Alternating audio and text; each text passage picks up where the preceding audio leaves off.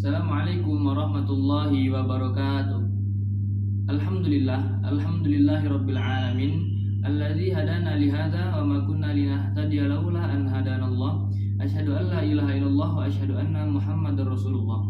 Allahumma shalli ala sayyidina Muhammad wa ala ali sayyidina Muhammad. Tidak bosan-bosannya kita mengucapkan kata alhamdulillahirabbil alamin kepada Allah Subhanahu wa taala. Karenanya kita telah diberi nikmat yang sangat banyak, nikmat kesehatan, nikmat iman, dan nikmat Islam, dan masih banyak lagi nikmat yang lain yang tidak kita ketahui dan juga kita tidak rasakan. Ya, maka dari itu janganlah bosan-bosan untuk mengucapkan alhamdulillahirabbil alamin. Tidak lupa pula kita bersolawat kepada Nabi Muhammad SAW yang telah membawa kita dari zaman kebodohan menuju zaman terang benderang dengan mengucapkan Allahumma sholli ala sayyidina Muhammad wa ala ali sayyidina Muhammad. Baiklah teman-teman, perkenalkan saya Muhammad Abdul Zikri Nasution, mahasiswa semester 1 dari Riau. Insya Allah di video ini saya akan menjelaskan sedikit mengenai niat di waktu belajar. Sebagaimana sabda Rasulullah SAW, innamal a'malu binniyat. Sesungguhnya amal perbuatan itu tergantung kepada niatnya. Nah, jadi teman-teman, kita harus tahu untuk apa kita belajar, apa niat kita belajar, ya. Dalam kitab Ta'lim Muta'alim, niat yang baik dalam belajar itu yang pertama mencari ridha Allah Subhanahu wa taala, dan yang kedua itu mengharap kebahagiaan dunia dan akhirat. Lalu yang ketiga itu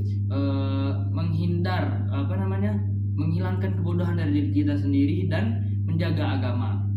Itu dari kitab Ta'lim Muta'alim. Nah, niat yang kuat dalam belajar itu sangat penting karena niat juga merupakan salah satu kunci kesuksesan dalam belajar. Nah, niat yang baik dalam belajar juga dapat membantu seseorang. Yang pertama itu membuat pelajaran yang sudah kita pelajari itu mudah dicerna dan masuk ke dalam otak itu sangat cepat. Lalu yang kedua itu membawa hasil belajar yang maksimal, dan yang ketiga itu mengontrol diri agar selalu fokus dan belajar, bukan hanya sekedar bermain ya teman-teman. Lalu yang keempat itu ada membantu untuk membentuk karakter dan moral yang baik. Lalu yang kelima itu tidak menghalalkan segala cara untuk mendapatkan nilai yang bagus, nilai yang sempurna. Ya, seperti misalkan ketika kita ujian, kita sering mencontek kepada teman sebangku kita, ataupun melihat buku secara diam-diam, atau juga melihat ChatGPT dan lain-lain. Nah, itu tidak boleh teman-teman. Ya, kita juga harus tahu apa gunanya kita belajar, apa gunanya kita menuntut ilmu.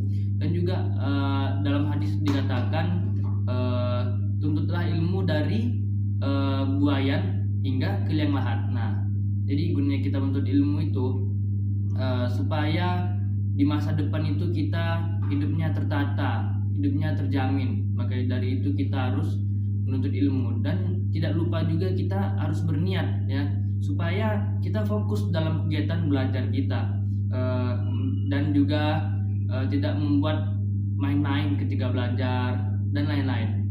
Mungkin itu saja yang dapat saya sampaikan. Apabila ada salah kata mohon dimaafkan, lebih dan kurang mohon maaf. Wabillahi taufik wal hidayah. Assalamualaikum warahmatullahi wabarakatuh.